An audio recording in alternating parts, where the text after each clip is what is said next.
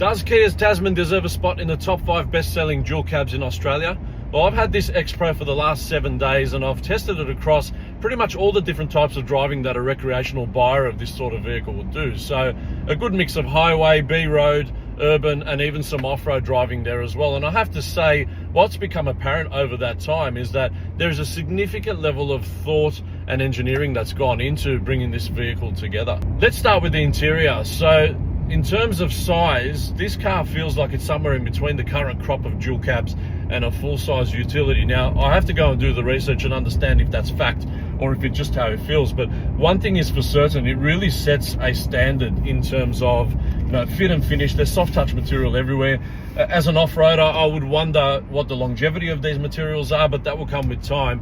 One thing is for certain, it's super comfortable. The cabin is well insulated and quiet, and the list of features is massive. You know, this does not feel like you're driving a dual cab ute. It feels much more like a high-spec SUV, so to speak.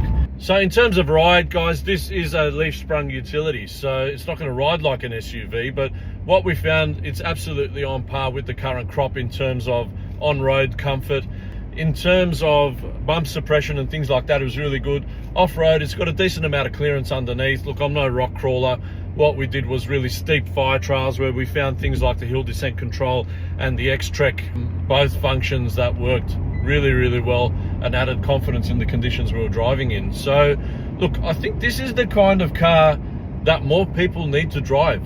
So ignore the outside, because what you find when you actually have some time behind the wheel is that this is actually a really great first attempt at a dual cab for Kia as a brand. And the reality is, how many people buy a dual cab and leave it stock anyway? So I think with a little bit of lift, some negative offset, bigger rubber and bar work, this could really take the Tasman to the next level in terms of aesthetic appeal and aggression. So Kia Australia, it's on you guys. Give us a long-termer and let me show everyone what this car can look like.